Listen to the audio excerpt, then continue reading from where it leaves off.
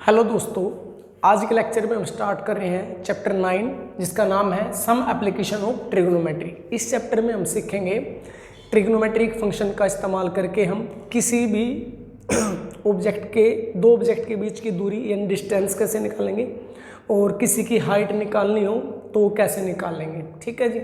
और इस चैप्टर के लिए आपको कुछ फॉर्मूले याद रखने होंगे जो 8 ही चैप्टर के आपने पिछला चैप्टर जो पढ़ा था अपना इंट्रोडक्शन टू ज्योमेट्री वाला, उसी में से कुछ चीज़ें याद रखनी है। बता देता हूँ क्या क्या याद रखनी है। सबसे पहले आपने याद रखना है आपको ट्रिग्नोमेट्रिक फंक्शन के रेशो, जो मैंने एक टेबल के द्वारा आपको याद करवाए थे। एक बार फिर से बता देता हूँ ताकि आपको समझ में दिक्कत ना आए।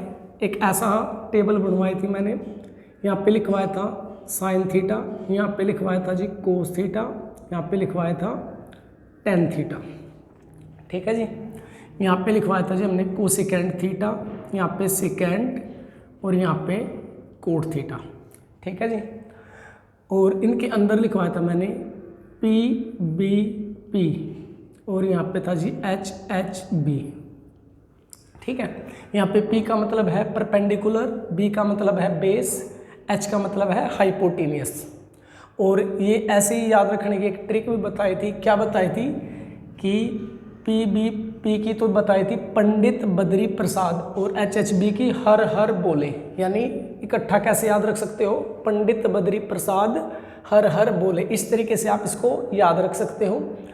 और हमने जो याद रखना है वो है इसके रेशो। जैसे साइन का रेशो क्या बनेगा जी हमारा, साइन थीटा किसके इक्वल होगा, वो बनेगा जी P/H के, P/H ऐसे। Second cos theta, cos theta क्या होगा जी हमारा, वो बनेगा B/H, B/H। ठीक है जी। और थर्ड हमारा टेन थीटा, टेन थीटा क्या बनेगा जी हमारा, ये बनेगा जी P/B, यानी ऊपर से नीचे पढ़ना हमने। उसके बाद फोर्थ है हमारा कोसिकेंट थीटा, क्या जी हमारा कोसिकेंट थीटा। अब नीचे से ऊपर पढ़ना है यानी H/P, H/P। ठीक है जी। उसके बाद फिफ्थ हमारा जी secant theta, second theta H/B, H/B।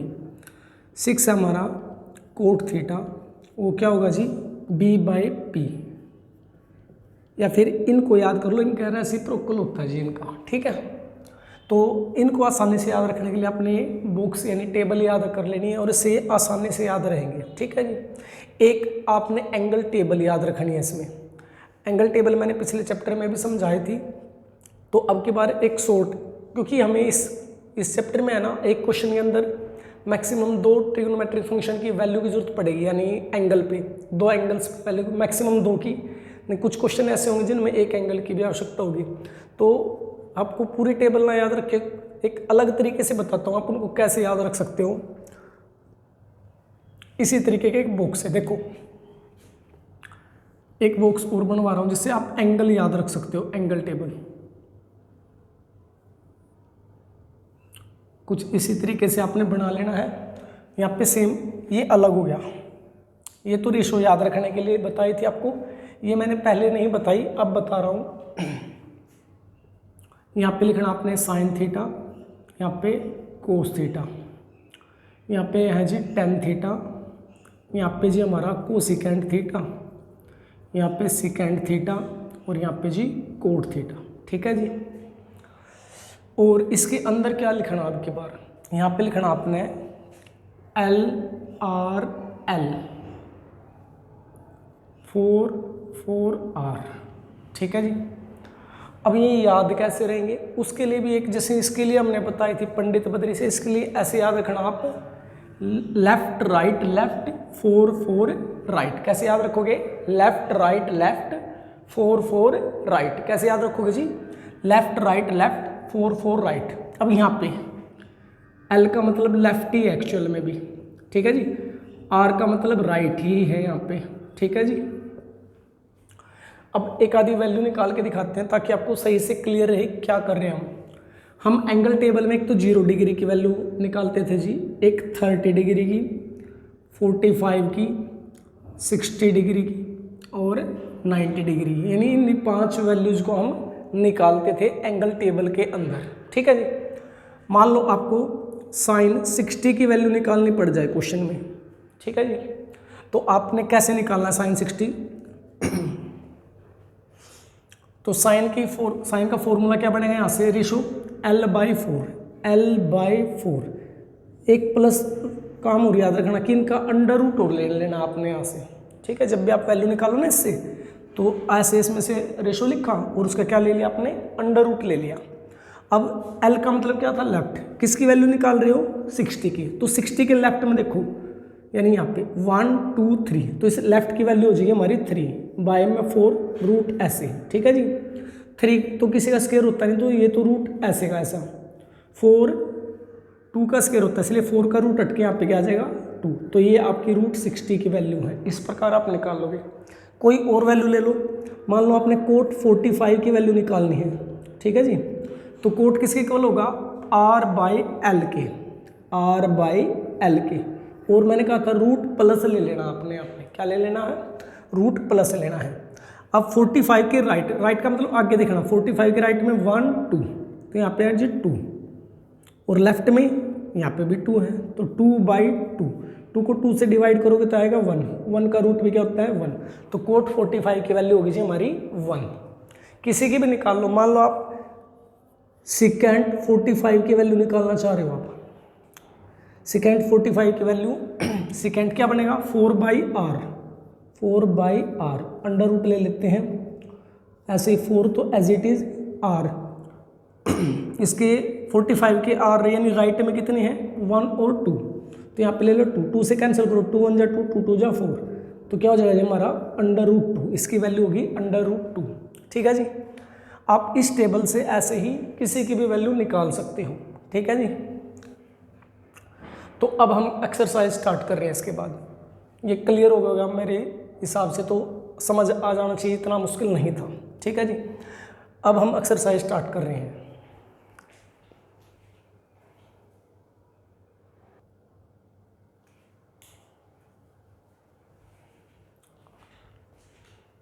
अब देखिए जी एक्सरसाइज 9.1, क्वेश्चन बहुत ही इजी है, थोड़ा सा ध्यान से समझोगे ना और थोड़ी सी प्रैक्टिस कर लोगे तो बहुत ही आसान क्वेश्चन है। देखिए फर्स्ट क्वेश्चन क्या कहता है, a circus artist is climbing a 20 metre long rope. एक सर्कस का कलाकार है जो क्या करता है, एक 20 मीटर लंबी रस्सी पर चढ़ रहा है, which is tightly stretched and tied from the top of a vertical pole to the ground.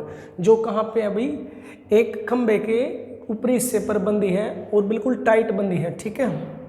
Find the height of the pole, आपने क्या निकालनी है, खंबे की हाइट निकालनी है। If the angle made by the rope with the ground level is 30 degree, जो angle है रस्सी के द्वारा बनाया गया धरती पर वो कितना है 30 डिग्री है, ठीक है। अब देखिए ये डायग्राम आपको क्वेश्चन में दिया हुआ है, इसमें क्या है, ए बी को आप खंबा मान लीजिए और ये एक रस्सी है, इसकी लंबाई आपको 20 मीटर दे रखी है, इस पर एक कलाकार क्या है चढ़ रहा है जो खंबे के ऊपरी सिरे पर बंधी है, और जो रस्सी के द्वारा जो एंगल है ना जमीन पर वो कितने का बन रहा है 30 डिग्री का बन रहा है, ठीक है। तो आपसे कहा भाई खंबे की ऊंचाई बताइए, फाइंड द हाइट ऑफ पोल, आपने पोल की हाइट निकालनी है, तो ये है, आपने ए बी की वैल्यू निकालनी है, ठीक है। तो देखो कैसे निकालेंगे, सोल्यूशन में लिखेंगे।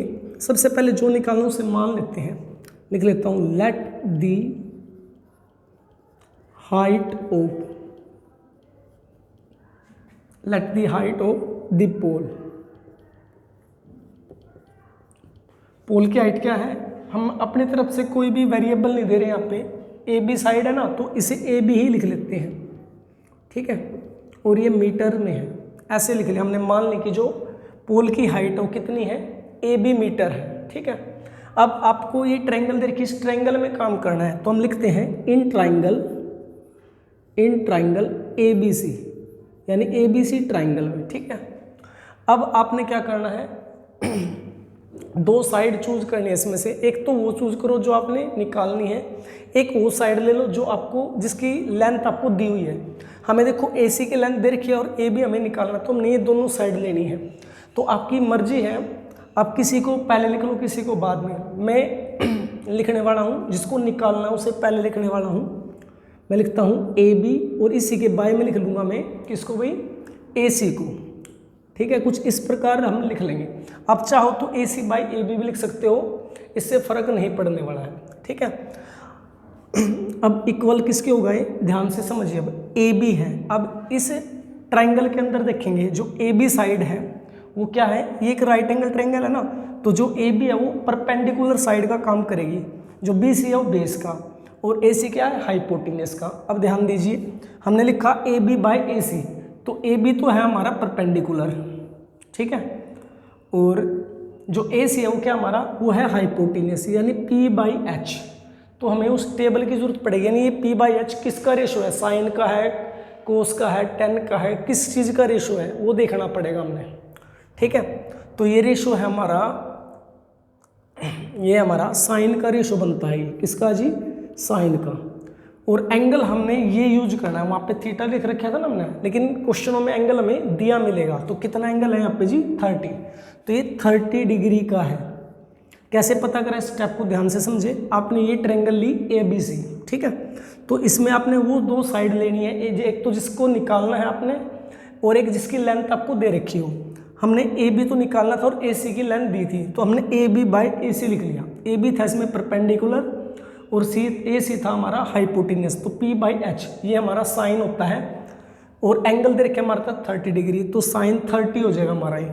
ठीक है, अब वैल्यू पुट करते हैं। ए बी की वैल्यू कितनी है हमारी, ये निकालना है, तो ए बी तो एज इट इज़ भाई, ए सी की वैल्यू है हमारी 20 और साइन 30 की वैल्यू, ये आपको याद होनी चाहिए, या आपको मैंने एक और तरीका बताया उससे याद रख लेना या उससे निकाल के लिख लेना। ठीक है, तो इसकी वैल्यू होती है जी हमारी 1/2। ठीक है जी, अब हम क्या करेंगे, क्रॉस मल्टीप्लाई करेंगे, इसकी इसके साथ, इसकी इसके साथ, या फिर आप ऐसे कह सकते हो ये दोनों फ्रैक्शन है ना, तो निचली वैल्यू डिवाइड में इधर लेके जाओगे तो किसकी हो जाएगी, मल्टीप्लाई में। यहाँ पे लिख रहा हूँ मैं, तो A B is equal to 1/2 है ना, ये डिवाइड में, तो आप इधर मल्टीप्लाई में लिख सकते हो इसे, मल्टीप्लाई में 20। ठीक है जी, अब 2 से कैंसिल करो, 2 1 जा 2, 2 10 जा 20, तो ए बी कितना आ गया जी हमारा, ये आ गया जी हमारा 10 मीटर है, तो मीटर।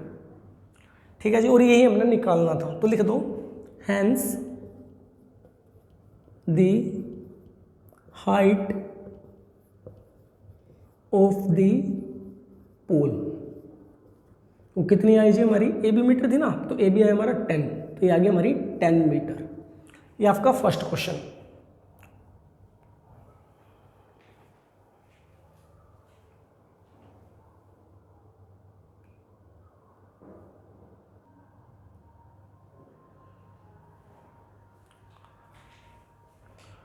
अब देखिए जी क्वेश्चन नंबर 2। क्वेश्चन नंबर 2 में क्या कहा है, a tree breaks due to storm.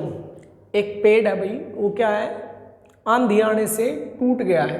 ठीक है, एंड दी ब्रोकन, ऐसा करते हैं कि साथ के साथ, अब की बार इस क्वेश्चन में आपको डायग्राम नहीं है, डायग्राम नहीं दे रखा, हम क्या करते हैं, डायग्राम साथ के साथ ड्रॉ करते हैं। देखिए इसने कहा ए ट्री, एक पेड़ है, तो पहले एक पेड़ ही ड्रॉ करते हैं। मान लो जी ये पेड़ है, ठीक है, यहाँ पे एक ग्राउंड है, नीचे ग्राउंड हो गया, ये पेड़ है। ठीक है, हमें नहीं पता इसकी हाइट कितनी है, फिलहाल ऐसे ये पेड़ हो गया। क्या है, ये पेड़ ब्रेक्स, ये टूट गया है ड्यू टू दी स्ट्रॉम, आंधी आने से क्या हो गया, टूट गया। मान लो ये यहाँ से टूट गया। ठीक है, हाँ हमने क्या मान लिया, यहाँ से टूट गया, हमें पता तो है नहीं एक्चुअल कहाँ से टूटा, लेकिन हमने मान लिया अभी यहाँ से टूट गया। ठीक है, and the broken part bands, जो टूटा हुआ भाग है, टूटा हुआ भाग कौन सा, ये टूट गया है ऐसे ऐसे। ठीक है, या ऐसे मान लो, यानी ये इससे ऊपर वाला भाग क्या है, टूटा हुआ भाग है, वो क्या हो गया, बैंड हो गया, मुड़ गया वो। ठीक है, वो या तो इस साइड मुड़ेगा या इस साइड, आपको इसी एक डायरेक्शन में से मोड़ देना, so that the top of the tree, जो पेड़ का टॉप है यानी ऊपरी भाग है, जो सबसे ऊपर वाला हिस्सा है, ठीक है, टच इज द ग्राउंड, यानी जो पेड़ का ऊपरी भाग है ना, यानी जो पेड़ टूट गया वो इस प्रकार मुड़ गया कि जो इसका ऊपर वाला भाग है ना, वो जमीन को छूने लग गया। ठीक है, तो मैं ऐसा मान लेता हूँ, ये इस तरीके से ऐसा मान लो कि यहाँ पे जमीन को छूने लग गया, ये ऐसे मोड़ दिया हमने। ठीक है, यानी ये सर टूट के यहाँ पे आ गया, अब ऐसा समझिए आप ध्यान से। ठीक है, एक बार शुरू से बताता हूँ। इसने कहा a tree breaks due to the storm, एक पेड़ था जो आंधी से टूट गया, यानी वो यहाँ से टूट गया। द ब्रोकन पार्ट, टूटा हुआ भाग, बैंड, वो मुड़ गया, सो दैट, इस प्रकार से मुड़ा कि टॉप ऑफ द ट्री, जो टॉप है मतलब पेड़ का जो ऊपरी भाग है, शिखर वाला हिस्सा है, वो क्या है, टच करने लग गया द ग्राउंड, जमीन को ग्राउंड छूने लग गया, making an angle 30 degree with it, और इसके साथ कितने कोण, यानी ये जो एंगल है ना जमीन के साथ, ये 30 डिग्री का बनाने लग गया। इसको ऐसे मिला देता हूँ, ठीक है, ये वाला, यानी जो ये एंगल है 30 डिग्री का बनाया उसने, 30 डिग्री का, ठीक है। आगे सुनिए, द डिस्टेंस, दूरी है भाई ये बिटवीन, बीच की, किसके बीच की भाई, the foot of the tree, foot ये ट्री का ये वाला हिस्सा, टू द पॉइंट, उस बिंदु की, where the top touches the ground, जहाँ पर उसका हिस्सा जमीन पे छू रहा है, यानी इस बिंदु से, यानी इसके पैरों की, और जहाँ उसका टॉप हिस्सा जमीन को छू रहा है, उन दोनों के बीच की दूरी कितनी है जी, 8 मीटर, ये हमारी 8 मीटर दे रखी है। आपसे कहा find the height of tree, तो हाइट ऑफ ट्री क्या होगी, इसकी नेमिंग कर देता हूँ, ये ए, ये बी, ये सी। सोचिए हाइट ऑफ ट्री क्या होगी।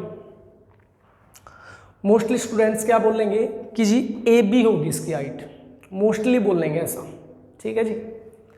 लेकिन आप ध्यान से देखिए, जो ट्री था हमारा, जो ट्री था वो यहाँ से बी पॉइंट से लेके इस यहाँ तक का था, तो आप कह रहे हो कि यहाँ तक की ए बी होगी इसकी हाइट, लेकिन ये पार्ट भी तो ट्री का है, ये भी तो ट्री की हाइट में शामिल होगा। उसने ये थोड़ी कहा कि जो बचा हुआ भाग है उसकी हाइट बताओ, उसने कहा ट्री की हाइट, ठीक है। और ट्री की हाइट क्या है, ये यहाँ से लेके ऊपर तक कंप्लीट है, लेकिन ऊपर वाला भाग तो टूट गया, तो टूटा हुआ भाग कहाँ, ये ए सी भी तो है, जो टूटा हुआ भाग है वो ए सी है ना, तो पेड़ की टोटल हाइट क्या होगी, वो यहाँ से ऊपर तक की होगी। इसका मतलब ए बी और ए सी दोनों को जोड़ के तब हम ऊपर तक की हाइट को बताएंगे। समझ आ रही है बात, तो मैं लिख लेता हूँ, let the height of the tree क्या बनेगी जी, वो हमारी वो बनेगी ए बी प्लस ए सी, ठीक है जी। एक बार और बता देता हूँ, क्योंकि जो ट्री है ना वो ऊपर तक का पार्ट था, यदि आप खाली ए बी कहोगे तो जो बचा हुआ पार्ट है ना ये टोटल हाइट नहीं आती, और मोस्टली स्टूडेंट एग्जाम में यही मिस्टेक करके आते हैं इस क्वेश्चन में, ये आता है एग्जाम में, ठीक है। तो इसमें आपने ध्यान रखना कि जो टोटल हाइट होगी वो ए बी प्लस ए सी होगी, क्योंकि ए सी इसका टूटा हुआ पार्ट है पेड़ का, यानी जो ब्रोकन पार्ट है ना वो ए सी है, तो टोटल हाइट जो होगी ट्री की वो ए बी प्लस ए सी बनेगी। तो आपने क्या करना है, आपने ए बी निकालना है और ए सी निकालना है, और दोनों को क्या करना है, प्लस करना है। तो हम शुरू करते हैं क्वेश्चन को, ठीक है। ये सोल्यूशन यहाँ से स्टार्ट हो रहा है हमारा। तो हम लेते हैं ट्रायंगल ए बी सी, तो इन ट्रायंगल ए बी सी, आप ए बी सी में काम कर रहे हो, ठीक है। आप एक टाइम में एक ही साइड निकाल सकते हो, यानी आपने 2 साइड ऐसी चूज करनी है जी, एक की तो वैल्यू हो आपके पास और एक आपने निकालनी है। तो मैं सबसे पहले ए बी को निकालता हूँ, ए बी लिख लिया, बाय में एक साइड आपने वो चूज करनी है जो उसकी जिसकी लेंथ आपको दे रखी हो, यानी बी सी लिख लिया, A B by B C. अब ए बी इसमें क्या बनेगी हमारी, ए बी क्या हमारी परपेंडिकुलर, और ये क्या है बेस, यानी पी बाई बी। तो पी बाई बी किसका रेशो होता है भाई हमारा, ये होता है जी हमारा 10 का, पी बाई बी क्या होता है हमारा 10। एंगल कितने का जी 30 डिग्री का, तो ये हो गया हमारा 10 30, ठीक है। अब हम क्या करेंगे, वैल्यू पुट करेंगे, और इस चैप्टर में है ना सारे ही क्वेश्चन एक ही तरीके से सोल्व होते हैं, तो आपने प्रोसीजर समझना है किस प्रकार है, प्रोसीजर पे ध्यान रखना बस। तो वैल्यू पुट करिए, ए बी तो निकालना है, तो ए बी तो as it is, B C की वैल्यू कितनी है हमारी 8, और 10 30 की वैल्यू होती है जी हमारी 1/√3, ठीक है जी। ये डिवाइड में इधर लेके जाऊंगे तो मल्टीप्लाई में, तो ए बी इक्वल हो जाएगा 1/√3 मल्टीप्लाई 8, तो ए बी इक्वल हो जाएगा हमारा 8/√3, ठीक है, 8/√3। और इस चैप्टर में हम क्या करेंगे, डिनोमिनेटर में कभी भी इरेशनल नंबर नहीं रखेंगे। यहाँ पे 8/√3 आएगा ना, तो हमें ये √3 हटाना है यहाँ से, लेकिन आंसर में नहीं देना होता ऐसे, आप चाहो तो यहीं पे हटा दो इसे, या फिर सबसे आखिरी में जब आप इनको ऐड करोगे ना तब हटा देना। तो मैं सबसे आखिरी में हटाऊंगा ताकि सब में कॉम्प्लिकेशन ना हो, बिल्कुल इजीली सवाल हो जाए हमारा। तो हमने ए बी की वैल्यू निकाल ली है, ठीक है। तो अब हम निकाल लेंगे किसकी, ए सी की वैल्यू। तो हम दोबारा लिखते हैं अगेन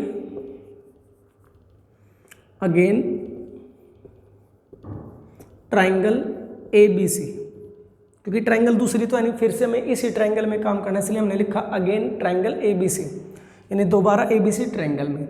अब की बार लिख लेते हैं हम ए सी को, ए सी बाय दिया क्या हुआ था हमें, बी सी दे रखा था, A B by B C, ठीक है जी। तो A B by B C, तो ये हमारा ए सी क्या हमारा हाइपोटेनियस और बी सी बेस है।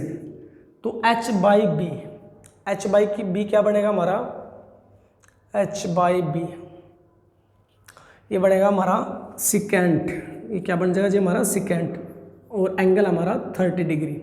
वैल्यू पुट कीजिए, ए सी तो एज इट इज़ भाई, बी सी की वैल्यू 8, सिकेंट 30 की वैल्यू क्या बनेगी हमारी, सिकेंट 30 की वैल्यू ये बनेगी हमारी 2/√3, ठीक है। सेम तरीके से ये डिवाइड में इधर जाओगा तो मल्टीप्लाई में, तो ए सी ऐसे ही, तो ये हो जाएगा हमारा 2/√3 मल्टीप्लाई 8, मल्टीप्लाई करोगे तो ए सी की वैल्यू क्या आ जाएगी हमारी 16/√3 आ जाएगी, ठीक है। तो हमने ए बी और ए सी निकालना तो निकाल लिया। अब हमने हाइट निकालनी थी इसकी, तो वो क्या था इनका सम था। यहाँ पे लिख लेता हूँ आखिरी, लिख दो हैंस लगा के, hence the height of the tree. यहाँ लिखते हैं क्या मान रखी थी हमने जी, वो मान रखी थी A B plus A C. तो वैल्यू पुट कर दो, ए बी की वैल्यू है हमारी 8/√3 प्लस ए सी की हमारी 16/√3, ठीक है। तो हम क्या करेंगे यहाँ एलसीएम लेंगे, एलसीएम आ जाए हमारा √3, नीचे दोनों तरफ √3 है तो ऊपर वाले भी क्या आ जाएंगे सेम आ जाएंगे, तो ये कुछ ऐसा हो जाएगा। इनको ऐड करेंगे तो ये आ जाएगा हमारा 24/√3। अब यहाँ तक हमारा सोल्व हो गया। अब आखिरी है ना आंसर, यहाँ पे हम √3 को हटाएंगे, चाहे तो आप यहाँ पे भी हटा सकते हो, इसी से मल्टीप्लाई करके, इसी से डिवाइड, यानी रैशनलाइज करके हम यहाँ पे कर रहे हैं सबसे आखिरी में, ताकि एक बार ही करना पड़े, बार बार से क्या हो गया कैलकुलेशन में क्या पता कुछ प्रॉब्लम हो जाए, तो प्रॉब्लम ना हो आपको, इसलिए हम आखिरी में कर रहे हैं। हम क्या करेंगे √3 से मल्टीप्लाई करेंगे और √3 से डिवाइड, ताकि निचले वाला अंडर रूट हटा सके। देखिए यहाँ पे इसकी ऊपर वाले के साथ मल्टीप्लाई करो तो 24√3 हो जाएगा, और √3 से मल्टीप्लाई करो तो √3 का स्क्वायर, और स्क्वायर से अंडर रूट कट जाते हैं, यानी क्या बचेगा हमारा 3, तो 3 1 जा 3, 3 8 जा 24, तो हमारा आंसर आ गया 8√3 मीटर। ये आपका इसका आंसर है, ठीक है जी।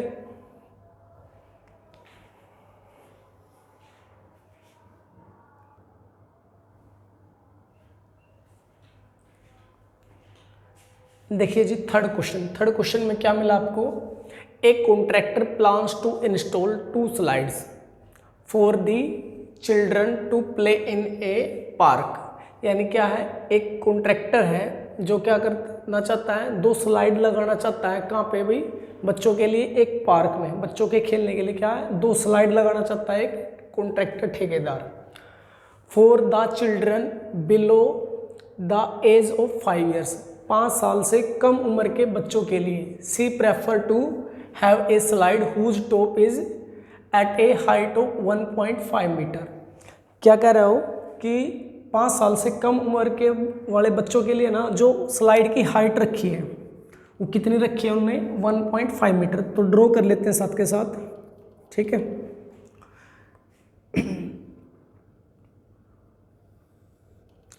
ऐसा मान लो कि ये 1.5 मीटर है और ये होगी स्लाइड, ठीक है, जिस पे बच्चे खेलेंगे। कुछ इस प्रकार का डायग्राम बना लेते हैं, यहाँ पे राइट एंगल रहेगा। आगे बढ़ते हैं, and is inclined at an angle of 30 degree और टू द ग्राउंड, और जमीन के साथ कितने का एंगल बनाएगी वो 30 डिग्री का। उसके बाद वेयरएज फॉर एल्डर चिल्ड्रन, और उससे बड़े उम्र के बच्चों के लिए क्या है, she want to have a step slide at a height of 3 metre, और उससे बड़ी उम्र के बच्चों के लिए उसने हाइट कितनी ली है, 3 मीटर। तो ये मान लो 3 मीटर हाइट होगी।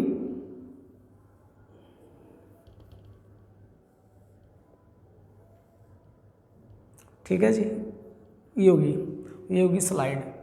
आगे क्या, and inclined at angle of 60 degree, और ये एंगल 60 डिग्री का है। ठीक है,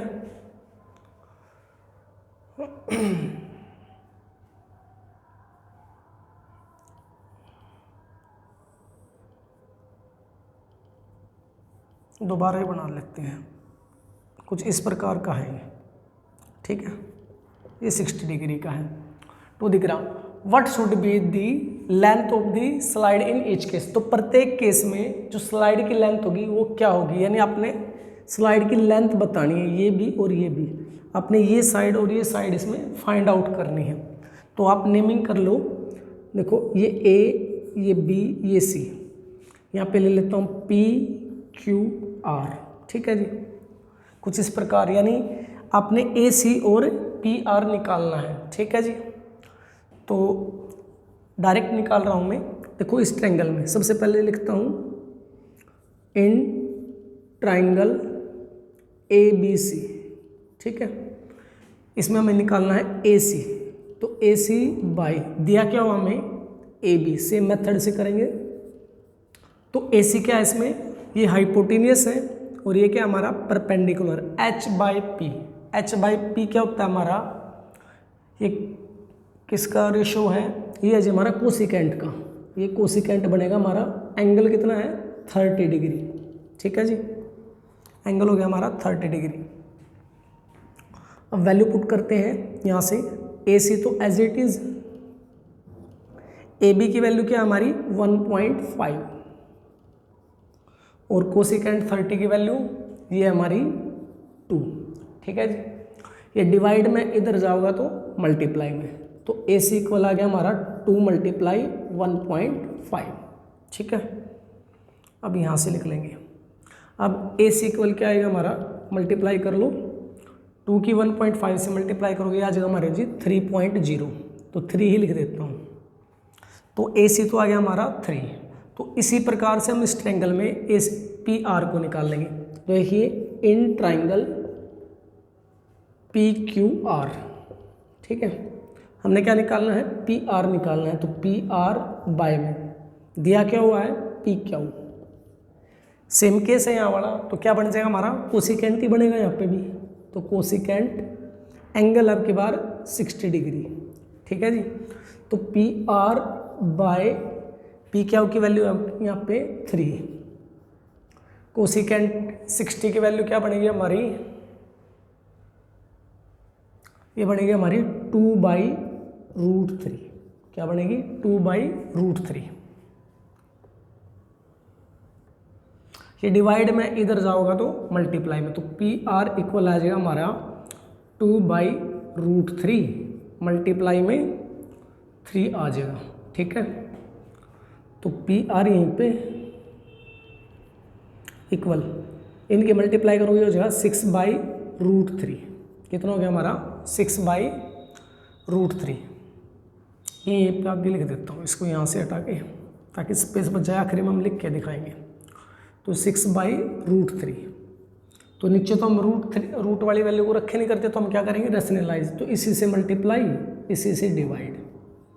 ठीक है, तो ये हो गया हमारा 6√3, और √3 से मल्टीप्लाई करो, √3 का स्क्वायर हो जाएगा, और स्क्वायर से अंडर रूट कैंसिल, तो यहाँ पे हो जाएगा 3। 3 1 जा 3, 3 2 जा 6। तो जो पी आर है वो कितना आ गया जी हमारा, 2√3 आ गया। ठीक है, तो हमने दोनों केसों में स्लाइड की लेंथ निकाल ली। इस केस में ए सी था, तो ए सी की वैल्यू आई हमारी 3, और दूसरे केस में पी आर था, पी आर की वैल्यू आ गई 2√3। ठीक है, मीटर में है ये भी मीटर में है, तो लिख देते हैं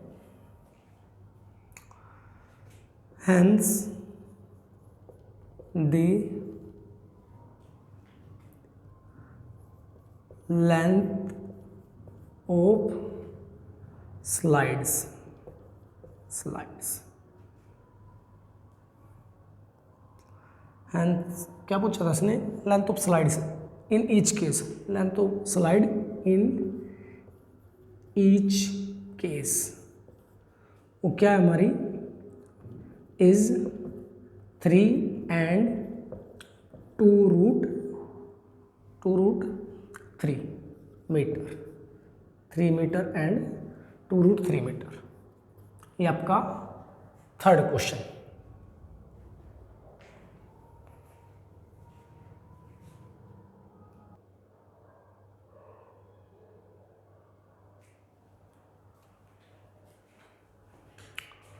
अब देखिए जी क्वेश्चन नंबर 4। क्वेश्चन नंबर 4 में क्या कहा, the angle of elevation of the top of a tower. अब यहाँ पे एक वर्ड दे दिया एलिवेशन, यानी एंगल ऑफ एलिवेशन। ये क्या होगा, ये होता है जी हमारी आंख और किसी ऑब्जेक्ट के बीच की एंगल जो बनता है ना, हमारी आंख के द्वारा किसी भी ऑब्जेक्ट का जो एंगल बनता है, और जब खासकर जब हम नीचे हों और किसी, जब हम दोबारा सुनिए, ऐसा मान लो कि कोई बिल्डिंग है और उसकी छत पे कोई भी ऑब्जेक्ट है या कोई आकाश में कोई ऑब्जेक्ट है और हम उसको देख रहे हैं ज़मीन पे खड़े होके, तो जो हमारी आँखों का और उस वस्तु का जो एंगल होगा उसे हम एंगल ऑफ एलिवेशन, या आप नॉर्मल शब्दों में ऐसा कह सकते हो, जब हम ऊपर की ओर देख के, ऐसे ऊपर की ओर देख के हमारी जो आँख का एंगल होगा ना, यानी हम नीचे और हम ऊपर देख रहे हों और जो हमारी आँख का एंगल होगा उसे हम एंगल ऑफ एलिवेशन बोलते हैं। ठीक है जी, यानी जब हम नीचे और कोई चीज़ ऊपर हो, यानी नीचे से ऊपर देखें हम, तो जो हमारी आँख का जो एंगल बनेगा, हमारी साइड का जो एंगल बनेगा, उसे हम एंगल ऑफ एलिवेशन बोलते हैं। तो the angle of elevation of the top of a tower from A point on the ground. यहाँ पे एक पॉइंट से है, देखो साथ के साथ ड्रॉ करके दिखाते हैं। यहाँ पे क्या है, एक टावर है, इसे मान लेते हैं एक टावर है, ये एक टावर मान लिया। क्या कहा गया इसमें, एंगल ऑफ एलिवेशन है टॉप ऑफ टावर, इसके टॉप का, कहाँ से भाई, from A point on ground, धरती के किसी बिंदु से। मान लो कोई पॉइंट यहाँ है, इस पॉइंट से इसके टॉप का एंगल, यानी नीचे से ऊपर जा रहे हैं ना, तो ये वाला एंगल, इसको हम एंगल ऑफ एलिवेशन बोलते हैं। बाई चांस ऊपर से नीचे की ओर होता, यानी कोई यहाँ पे उतर, यहाँ से नीचे किसी पॉइंट का या किसी चीज़ का एंगल होता, तो उसे हम एंगल ऑफ डिप्रेशन बोलते हैं। ठीक है, तो हम नीचे से ऊपर की बात करें तो ये एंगल ऑफ एलिवेशन है। ठीक है, on the point on the ground which is 30 metre away from the foot of the tower. जो ये पॉइंट है ना, वो टावर के फुट से कितनी दूरी पे है, 30 मीटर की, यानी यहाँ से लेके यहाँ तक का जो डिस्टेंस है वो कितना है, 30 मीटर है। ठीक है, इज 30 डिग्री, और एंगल भी कितना है वो 30 डिग्री का। आपसे क्या कहा, find the height of tower. तो हाइट ऑफ टावर, ये टावर ये मानना तो आपने ये निकालना है। ठीक है, एक बार और सुन लो, इसने कहा the angle of elevation of the top of a tower. आपने क्या करना है, एक टावर के तौर पे अपने तरफ से रफली ड्रॉ करता हूँ। मान लो एक टावर है और इसका एंगल ऑफ एलिवेशन है कहाँ से भाई, from A point on the ground. यहाँ पे मान लो कोई पॉइंट आप इधर भी ले सकते हो, आपकी इच्छा है जहाँ भी आप लेना चाहो। इस पॉइंट से उसके टॉप का एंगल है, ये ऊपरले हिस्से का एंगल है, विच इज 30 मीटर अवे। जो पॉइंट है ना वो 30 मीटर की दूरी पे है from the foot of the tower. Tower के पैरों से ये पॉइंट, यानी टावर के पैरों की और इसकी दूरी कितनी है, 30 मीटर है, यानी ये 30 मीटर हो गया। ठीक है, इस 30 डिग्री, और एंगल कितना है 30 डिग्री। और आपसे कहा हाइट ऑफ टावर, तो टावर ये मानना था ना, तो इसकी हाइट, तो ये डायग्राम है कुछ। ठीक है जी, तो हमने ये निकालना, तो नेमिंग कर लेते हैं ABC। आप नेमिंग कुछ और भी कर सकते हो, इसमें कोई समस्या नहीं है। तो सबसे पहले लिख लेता हूँ मैं, late the height of the tower क्या बनेगी, वो AB मीटर बनेगी, AB मीटर। ठीक है, उसके बाद लिखता हूँ इन ट्राइंगल ABC। हम क्या करते थे, हम दो साइड लेते थे, एक तो जो निकालनी है और एक जो दी हुई है। तो हमें निकालना क्या है, AB, और दिया क्या हुआ हमें, BC दे रखा है जी हमें। ठीक है, तो AB क्या हमारा परपेंडिकुलर, BC क्या है बेस। तो P/B, तो P/B क्या होता है हमारा, ये होता है हमारा 10 होता है, टेंजेंट होता है और एंगल है 30 डिग्री। ठीक है, आगे लिखते हैं यहाँ पे वैल्यू पुट करते हैं। AB तो निकालना है, तो AB तो एज इट इज बाय में, BC की वैल्यू हमारी 30 इक्वल टेंजेंट 30 की वैल्यू क्या है, ये होती है हमारी जी 1/√3। ठीक है, ये डिवाइड में तो इधर जाओगा तो मल्टीप्लाई में, तो AB यहीं पे ये हो जाएगा 1/√3 मल्टीप्लाई 30। तो मल्टीप्लाई करोगे तो क्या आ जाएगा हमारा, ये आ जाएगा 30/√3। तो नीचे हमने इरेशनल नंबर को नहीं रखना है, इसको हटाना पड़ेगा, यानी इस अंडर रूट को टाइप करके क्या करेंगे, रेशनलाइज कर देंगे। तो √3/√3। ठीक है, तो ये हो जाएगा, मल्टीप्लाई करोगे 30√3 बाय में इसके साथ मल्टीप्लाई करोगे तो क्या हो जाएगा, ये √3 का स्क्वायर हो जाएगा, तो स्क्वायर से क्या हो जाएगा, अंडर रूट कैंसिल हो जाएगा, तो क्या आ जाएगा 3 से कैंसिल करोगे, 3 1 जा 3, 3 10 जा 30। तो AB की वैल्यू क्या आ गई हमारी, ये आ गई जी 10√3। ठीक है, तो यही हमने निकालना था, तो लिख देते हैं hence the height of the tower, किसके इक्वल थी जी, AB के, AB की वैल्यू हमारी 10√3 मीटर। ठीक है जी, ये आपका आंसर है। और इस लेक्चर में हम यहीं तक के क्वेश्चन पढ़ेंगे, अगले क्वेश्चन हम अगले लेक्चर में पढ़ेंगे। Thank you.